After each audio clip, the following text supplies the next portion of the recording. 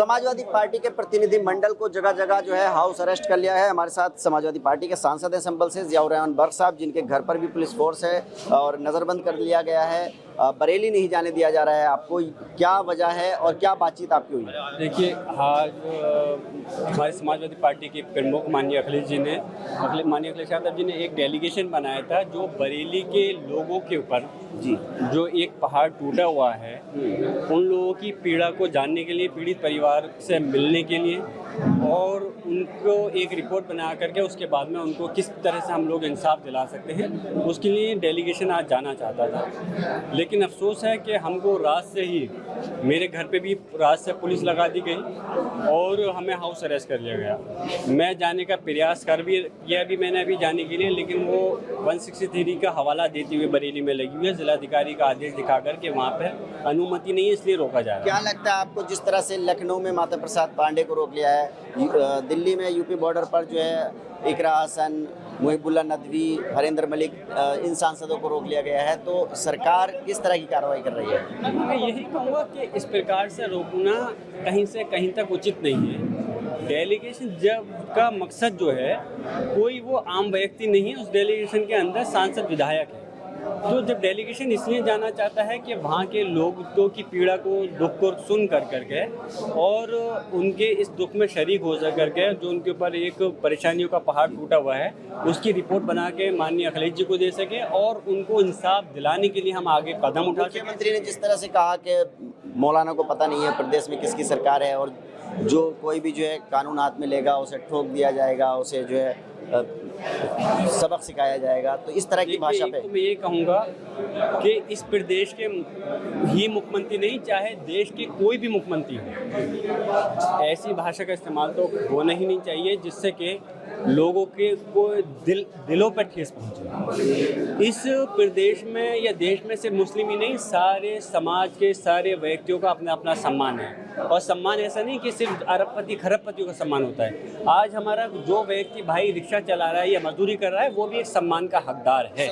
और अगर मुख्यमंत्री जी ने कहा कि इस बात के लिए कि अगर कोई कानून तोड़ेगा तो उसके साथ में ये कार्रवाई की जाएगी, तो मैं पूछता हूँ कि अभी कुछ समय पहले फतेहपुर के अंदर जिस प्रकार कानून की धज्जियाँ उड़ाई गई, पुलिस प्रशासन को खड़े होकर के चुनौती दी गई, डंडे हाथ में मीडिया के माध्यम से वहाँ पर सोशल मीडिया के माध्यम से दिखाए किस प्रकार से डंडे लेकर के और फोन कर करके वहाँ के नेताओं ने अधिकारियों को धमकाया, तो मैं पूछना चाहता हूँ कि वहाँ पर कार्रवाई क्यों नहीं हुई?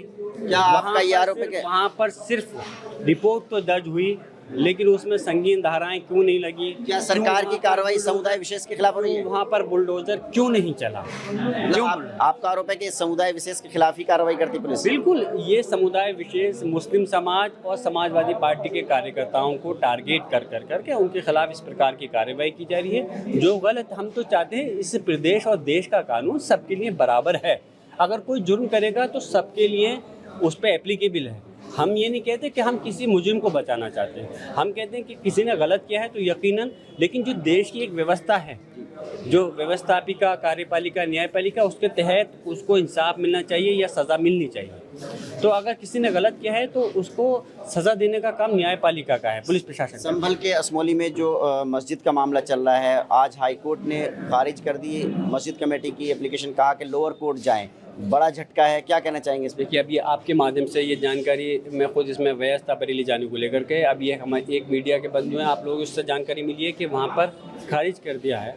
अगर किया है तो हम उसके आदेश की कॉपी को पढ़ लें, उसके बाद में यकीनन आगे हमें क्या न्याय का सहारा लेना है उसके लिए ज़रूर अपने लीगल टीम से बात करके आगे का कदम ज़रूर उठाएं। आई लव मोहम्मद को लेकर जो जगह जगह उपद्रव हुए, बवाल हुए, उस पर आपको क्या लगता है और क्या कहना चाहेंगे ख़ास तौर से मुस्लिमों को? देखिए, आई लव मोहम्मद जो नाम मोहब्बत का जो इजहार मोहम्मद सल्लल्लाहु अलैहि वसल्लम से किया जा रहा है, उनका पैगाम अगर आप लोग समझें, देखें तो उनका तो पैगाम ही शांति व्यवस्था करता है, सुकून का पैगाम रहा है कि लोग सुकून से रहें। और शांति व्यवस्था से मुसलमानों के लिए नहीं, उन्होंने पूरी दुनिया के अंदर ये मैसेज दिया कि कोई किसी भी धर्म से ताल्लुक़ रखता हो, सबके साथ में हक और इंसाफ होना चाहिए, सबको शांति व्यवस्था से रहना चाहिए और किसी के साथ में ज़्यादती नहीं होनी चाहिए। अभी आगे क्या आयला मोहम्मद में कोई गलत नहीं है। हम हर अच्छा कौन से ऐसे देश के अंदर ऐसा व्यक्ति है जो अपने अपने धर्म के महापुरुषों से मोहब्बत नहीं करता? सब लोग करते हैं, हम भी ऐसी मोहब्बत करते हैं। हम तो ये कहते हैं हम अपने धर्म में अपने मज़हब के हर जो हमारी हस्तियाँ रही हैं सबसे मोहब्बत करते हैं। और उसके साथ साथ कौन सी धारा लगती है इस पे? अगर हम कहें कि आई लव इंडिया तो क्या इस पर भी कोई धारा लगेगी? क्या हम कहें आई लव संबल तो क्या उस पर ये भी करना जुर्म है? तो गलत है। इसको दूसरा रंग दिया जा रहा है जो हम उसके खिलाफ। कफ सिरप को लेकर के कई मौतें हुई हैं राजस्थान में, मध्य प्रदेश में, और कई राज्य सरकारों ने उस पर रोक भी लगा दी है। मैं राजनीति नहीं करना चाहता, लेकिन हमें अफसोस है कि जिस तरह से कि बच्चों की कफ सिरप से मौतें हुई हैं, हम चाहते हैं कि इस पर एक जांच होनी चाहिए सीनियर अधिकारियों की और उसका सही चीज़ का पता लग करके जो दोषी लोग हैं उनके खिलाफ सख्त कार्रवाई होनी चाहिए और आगे को ये सुनिश्चित किया जाए कि जो जिस दवाई से लोगों की जान बचाना है ऐसी दवाई फिर से मार्केट के अंदर नहीं आए जिससे कि हमारे बच्चों की किसी इंसान की जान जा सके। समाजवादी पार्टी के नेता क्या अपनी लड़ाई जारी रखेंगे इसको? हमारा मकसद लोगों को इंसाफ और हक दिलवाना है तो यकीनन हम कानून के दायरे में रहकर संवैधानिक रूप से हम अपनी इस आवाज़ की इस लड़ाई को लड़ेंगे और लोगों को इंसाफ दिलाने के लिए अगर आज अनुमति नहीं है, जब अनुमति मिलेगी तब बरेली जाएंगे। समाजवादी पार्टी के सांसद हैं ज़ियाउर रहमान बर्फ, जिनको पुलिस ने जो है उनके घर में ही रोक के रखा है। आप देख सकते हैं कि जो घर के बाहर है वो पुलिस का पहरा है और जो सपा सांसद हैं उनको हाउस अरेस्ट किया गया है, उन्हें जो है जाने की इजाज़त नहीं है। सपा सांसद का कहना है कि सरकार जो है एक समुदाय विशेष के खिलाफ जो है कार्रवाई कर रही है, अन्याय किया जा रहा है और उन्हें जब भी मौका मिलेगा वो बरेली के पीड़ितों से मिलने के लिए ज़रूर जाएंगे।